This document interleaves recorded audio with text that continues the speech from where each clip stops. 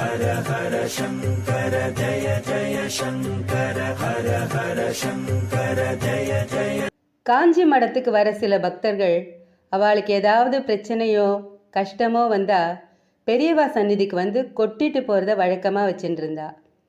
ஒரு நாள் மடத்துக்கு கூலி வேலை செய்கிற ஒரு ஏழை பெண்மணி பெரியவாளை தரிசனம் பண்ணுறதுக்காக வந்திருந்தா. பெரியவா அன்னைக்கு மௌன விரதம். அதனால் வர பக்தர்களுக்கெல்லாம் பிரசாதம் மட்டும் கொடுத்துட்டு இருந்தார்.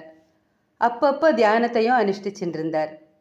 அந்த கிராமத்து பெண்மணி கை கூப்பிண்டு பெரியவாளையே கண்களில் நீர் வழியே தரிசனம் பண்ணிட்டு இருந்தா. பெரியவா அந்த சமயம் தியானத்தில் இருந்தார். பக்தர்களும் அமைதியாக இருந்தா.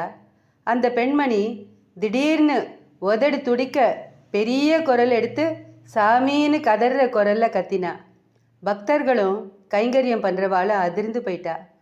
மடத்து சிப்பந்தி ஒருத்தர் அந்த கிராமத்து பெண்மணியை பார்த்து கோபமா, என்னம்மா இது இப்படி சத்தம் போடுற?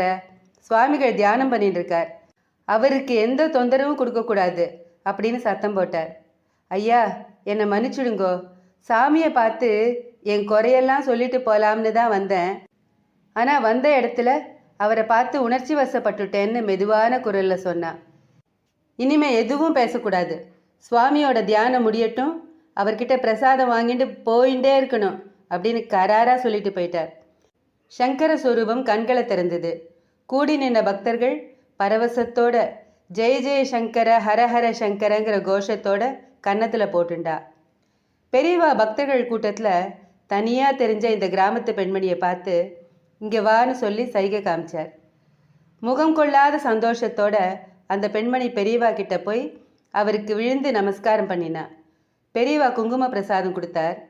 கண்கள் பனிக்க அதை வாங்கிண்டவோ, என் புருஷனுக்கும் எனக்கு ஓயாத சண்டை சாமி, அவர் போகிற போக்கே சரியில்லைங்க, எனக்கு கொஞ்சம் கூட பிடிக்கல, ரொம்ப கஷ்டப்பட்டு தான் மனசு ஒப்பாமல் வாழ்ந்துட்டு இருக்கேன், சந்தோஷமாக நாங்கள் 2 பேரும் குடும்பம் நடத்துறதுக்கு நீங்கள் தான் வழி சொல்லணும்னு ஒரே மூச்சில் சொன்னா.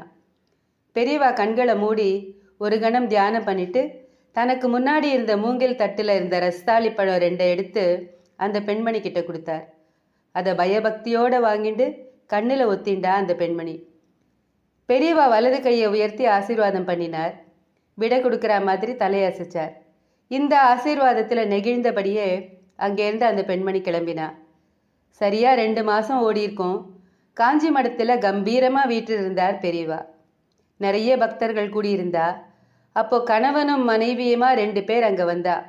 கணவன் ஒரு பசுமாட்டோட அதோட கண்ணுக்குட்டியையும் ஓட்டிண்டு வந்தான். பெரியவா பார்வைப்படுற இடத்துல கட்டி போட்டான். அதுக்கப்புறம் அவனும் அவனோட மனைவியும் பெரியவா முன்னாடி வந்து கைகளை கூப்பி நெஞ்சுருக நின்னான். அந்த பெண்மணியை பார்த்த மகான் புன்னகைத்தார். வாம்மா, ஊரை கூட்டுற மாதிரி அன்னைக்கு மடத்தில் சத்தம் போட்ட, இன்னைக்கு உன் புருஷனோட சேர்ந்து வந்திருக்கேன்னு விசாரித்தார்.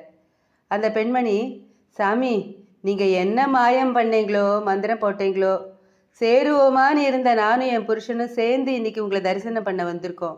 வரச்சே வெறுங்கையோடு வரக்கூடாதுன்னு நாங்கள் ஆசையாக வளர்த்த பசுவையும் கண்ணுக்குட்டியையும் மடத்துக்கு கொடுக்கலாம்னு ஓட்டின்னு வந்திருக்கோம் அப்படின்னா.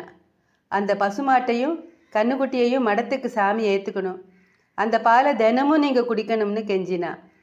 ஒரு சாமந்தி மாலையை எடுத்து பசுமாட்டோட கழுத்தில் மாலை போட வச்சு அங்கீகரிச்சுட்டார் மகான்.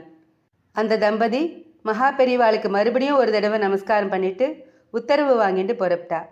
இந்த காட்சிகளை நேராக பார்த்த பக்தர்கள் எல்லாரும் பரவசத்தோட உச்சிக்கே போயிட்டா, நெகிழ்ந்து போயிட்டா. பெரியவா கிட்ட அப்ளிகேஷன் போட்ட 2 மாதத்தில் ஒரு குடும்பமே ஒன்று சேர்ந்திருக்குன்னா சாதாரண விஷயமா? இது முழுக்க முழுக்க மகா பெரியவாளோட சங்கல்பம், கருணை. ஹர ஹர சங்கர ஜய ஜய சங்கர ஹர ஹர சங்கர ஜய ஜய.